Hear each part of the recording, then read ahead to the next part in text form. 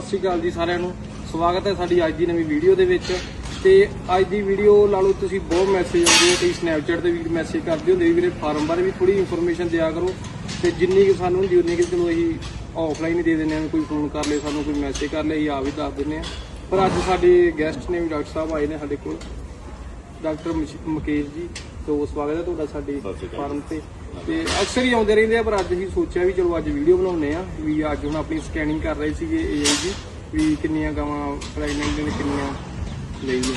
ਤੋਂ ਪਹਿਲਾ ਸਵਾਲ ਡਾਕਟਰ ਸਾਹਿਬ ਇਹ ਆ ਵੀ ਜਿਹੜੀ AI ਆ ਵੀ ਇਹ ਆਪਾਂ ਕਿਸ ਤਰੀਕੇ ਨਾਲ ਕਰ ਸਕਦੇ ਵੀ ਜਿਹਦੇ ਨਾਲ ਆਪਾਂ ਨੂੰ ਰਿਜ਼ਲਟ ਜ਼ਿਆਦਾ मिले। देखो जी, हम हमेशा बोलते हैं, बार बार बोलते हैं कि गाय जब स्टैंडिंग हीट में है, मतलब गाय खड़ रही है, उसके ऊपर दूसरी गाय चढ़ रही है, तो वो स्टैंड हो रही है। आपने वो टाइम नोट करना है। उस टाइम के 12 से 16 घंटे हम बोलते हैं एवरेज। उसका एवरेज निकालेंगे तो आ जाता है 14 घंटे। यदि आप 14 घंटे में यही करते हैं तो आपको सबसे अच्छे रिजल्ट मिलते हैं। अच्छा, रिजल्ट अच्छे मिलते हैं तो आपका देखो आप कितना नुकसान आप बचाते हो। एक AI यदि आपकी मिस होती है तो आपके 21 दिन तो गए। अब 21 दिन का खाना गया, 21 दिन का दूध आगे 21 दिन एक्स्ट्रा ड्राई रहेगी, 21 दिन का दूध भी गया। तो आप सोचो कितना बड़ा लॉस हो रहा है। प्लस आपने जो सीमेन गया, सीमेन का लॉस तो छोटा था, 1000 रुपए 2000 रुपए का सीमेन लगाओगे, लेकिन दूध का 21 दिन का 21 दिन का खान पान का कितना बड़ा लॉस है वो देखना पड़ेगा। इतने फार्म पे 80 81 की 14 घंटे बाद यही करना है। तो साढ़े फार्मर गुरबख्श सिंह जी प्रधान साहब पीछे बैठे हैं, वो पक्का 14 घंटे से यही की है और रिजल्ट आड़े सामने है। असि रिजल्ट भी दसांगे। लगभग इस फार्म पे इस समय में 80 तो 85% एनिमल प्रेग्नेंट है। दसो जी किवें मिले रिजल्ट? AI ਦੇ 14 ਸਟੈਂਡਿੰਗ ਹੀਟ ਤੋਂ 14 ਘੰਟੇ ਬਾਅਦ ਜਿਹੜੀ AI ਕੀਤੀ ਹੈ ਉਹਦੇ ਅੰਦਾਜ਼ਨ 80 ਤੋਂ 85% ਰਿਜ਼ਲਟ ਮੈਨੂੰ ਮਿਲੇ ਨੇ। ਜਾਨੀ ਉਹ ਪਹਿਲੀ AI ਤੇ ਤਕਰੀਬਨ ਮੇਰਾ ਖਿਆਲ ਆਪਾਂ ਉਹਦਨ 34 ਗਾਵਾਂ ਚ ਇੱਕ ਟ੍ਰਾਇਲ ਦੀ ਨਿਕਲੀ ਸੀ।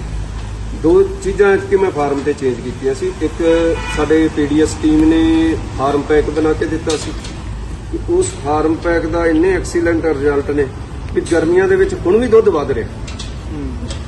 ਜਿਹੜਾ ਪਸ਼ੂ ਦਾ ਜਿਵੇਂ ਹੁਣ ਸਾਈਲੇਜ ਖਤਮ ਹੋਇਆ ਸੀ, ਇੱਕ ਵਾਰੀ ਡਾਊਨ ਆ ਗਿਆ, ਉਸ ਤੋਂ ਬਾਅਦ ਹੁਣ ਸ਼ੁਰੂ ਕੀਤਾ ਦੁਬਾਰਾ ਤੇ ਦੁੱਧ ਫਿਰ ਗਰੋ ਕਰ ਰਿਹਾ ਗਰਮੀ। ਜੇ ਤੁਸੀਂ ਕਹਿੰਦੇ ਵੀ 12 ਤੋਂ ਨਾ 14 ਘੰਟੇ ਲਾ ਲਓ, 14 घंटे ला लो, एवरेज 14 घंटे ला लो। ਇਹਦੇ ਨਾਲ ਮੇਰੇ ਹਿਸਾਬ ਨਾਲ ਰਿਜ਼ਲਟ ਵੀ ਜ਼ਿਆਦਾ ਪੋਜ਼ਿਟਿਵ ਆ ਰਹੇ ਆ। बहुत बढ़िया रिजल्ट है, सबसे बढ़िया सबसे सही तरीका है। ਜਿੰਨਾ ਕੁ ਆਪਾਂ ਆਪਣੇ ਫਾਰਮ ਤੇ ਦੇਖਿਆ ਵਾ, ਹੁਣ ਵੀ ਚੈੱਕ ਕੀਤੀਆਂ ਗਾਵਾਂ ਵੀ ਜ਼ਿਆਦਾ ਰਿਜ਼ਲਟ ਪੋਜ਼ਿਟਿਵ ਆ ਰਹੇ ਵੀ ਪਹਿਲਾਂ ਨਾਲੋਂ। ਜੇ ਪਹਿਲਾਂ AI ਦੇ ਨਾਲੋਂ ਹੁਣ ਦਾ ਬਹੁਤ ਨਾ ਫਰਕ ਪਿਆ। दूजी गल की है भाजी ने फार्म पैक की।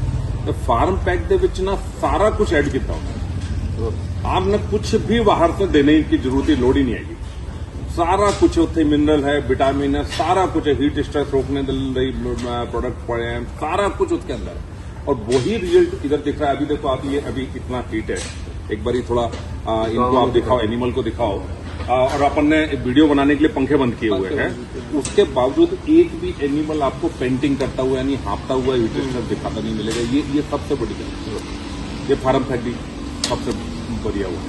ਦੂਜਾ ਸਵਾਲ, ਜਿਹੜੇ ਨਵੇਂ ਫਾਰਮਰ ਹੁੰਦੇ ਨਾ ਉਹਨਾਂ ਨੂੰ ਵੈਕਸੀਨੇਸ਼ਨ ਦਾ ਨਹੀਂ ਪਤਾ ਹੁੰਦਾ ਵੀ ਵੈਕਸੀਨੇਸ਼ਨ ਆਪਾਂ ਕਦੋਂ ਕਰੀਏ। ਜਿੱਦਾਂ ਲਾ ਲਓ ਵੀ ਹੁਣ AI ਕਰਤੀ ਜਾਂ ਪ੍ਰੈਗਨੈਂਟ ਆ, ਉਹਦੇ ਦੇ ਵਿੱਚ ਉਹ ਟਾਈਮ ਪੀਰੀਅਡ ਦੇ ਵਿੱਚ ਆਪਾਂ ਵੈਕਸੀਨੇਸ਼ਨ ਕਰ ਸਕਦੇ। देखो बिल्कुल कर सकते हैं।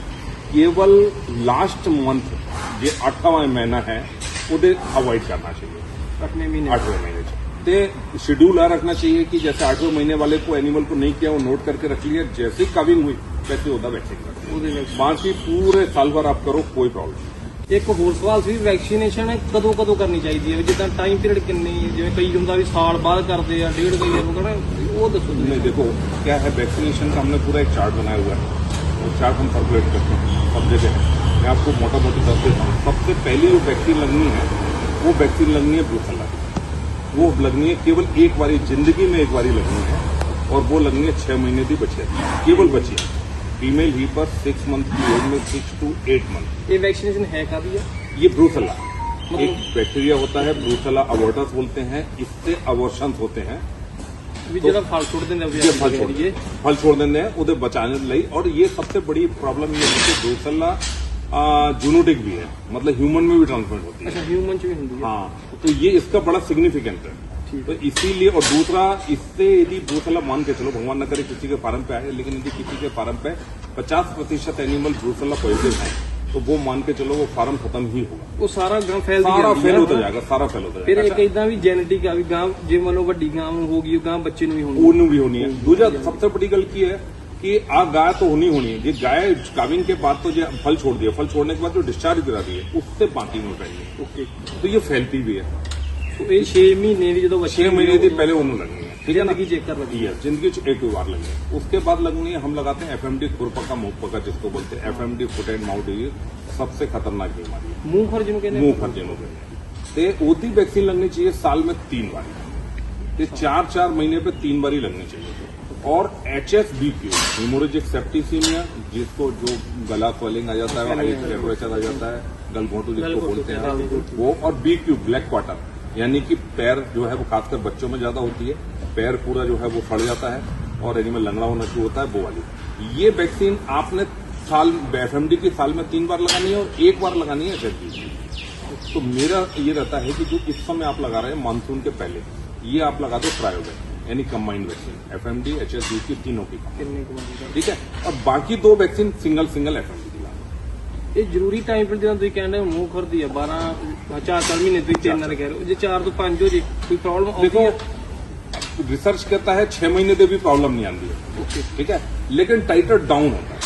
ਠੀਕ ਹੈ। अपने एनिमल बहुत प्रेसियस है निकल, ਹੂੰ ठीक है ना भाई। एक एक्स्ट्रा वैक्सीन करने से नुकसान कुछ नहीं होगा, थोड़ा सा पैसा लगना है लेकिन बचाव बहुत बड़ा होता है। जैसे इसका टाइटर होता है ना, ऐसे जाकर के 3-4 महीने इसके बाद में ऐसे डाउन होना शुरू होता है। हमने जैसे ही डाउन होना शुरू किया हमने फिर वैक्सीन दे दी, फिर से टाइटर ऊपर हो गया, तो हम पूरा फुल प्रोडक्शन लेंगे।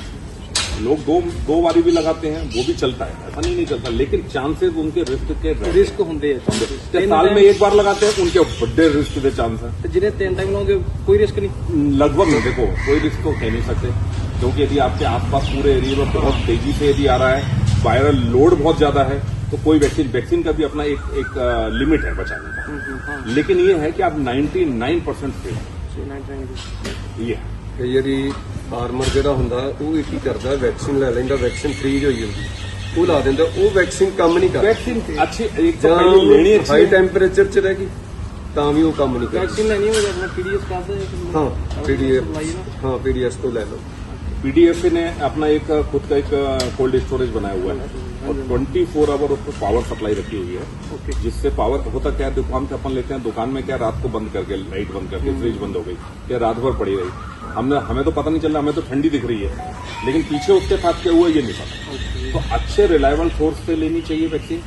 वैक्सीन फ्रीज नहीं होनी चाहिए, जैसे बाजी ने बताया, मतलब जमी हुई नहीं होनी चाहिए और गर्म नहीं होनी चाहिए। तो फ्रीज में अपने घर में भी ला के रखना है, तो फ्रिज में नीचे जितने अपन सब्जी रखते हैं ना उतने रखनी है, ऊपर नहीं रखनी। नॉर्मल टेम्परेचर बड़ा 4 ज्यादा to 8 ठंडा भी नहीं करना, बड़ा गर्म 4 to 8 4 to 8 तक नीचे रख, ऊपर फ्रीजर के अंदर नहीं रखना। फिर प्रॉपर सही होती है लाउंड वास्ते है ना। ये है जी। उसके बाद साल में 1 बारी लानी है लंपी थी, लंपी के हर साल लानी है, वो जरूरी है, वो लानी है। और IBRD वैक्सीन साल में 1 बार। तो ये वैक्सीन अभी अपने को मोटा मोटी ये तो लगानी ही लगानी है। जितनी ज्यादा वैक्सीन लगाएंगे उतनी हम बीमारियों को बचाएंगे, उतना बचाएंगे। ਚਲੋ ਇਸੇ ਨਾਲ ਤੁਹਾਡਾ ਬਹੁਤ ਬਹੁਤ ਧੰਨਵਾਦ ਹੈ ਜੀ। ਤੇ ਬਾਕੀ ਜੇ ਕੋਈ ਹੋਰ ਵੀ ਸਵਾਲ ਹੋਣਗੇ ਤੇ ਤੁਸੀਂ ਕਮੈਂਟਾਂ 'ਚ ਪੁੱਛ ਸਕਦੇ ਆ, ਡਾਕਟਰ ਸਾਹਿਬ ਆਉਂਦੇ ਹੀ ਰਹਿੰਦੇ ਆ, ਫਿਰ ਅਸੀਂ ਤੁਹਾਡੇ ਸਵਾਲ ਡਾਕਟਰ ਸਾਹਿਬ ਦੇ ਅੱਗੇ ਰੱਖਾਂਗੇ ਤੇ ਅਗਲੀ ਵੀਡੀਓ 'ਚ ਤੁਹਾਨੂੰ ਸਾਰੀ ਜਾਣਕਾਰੀ ਹੋਵੇਗੀ।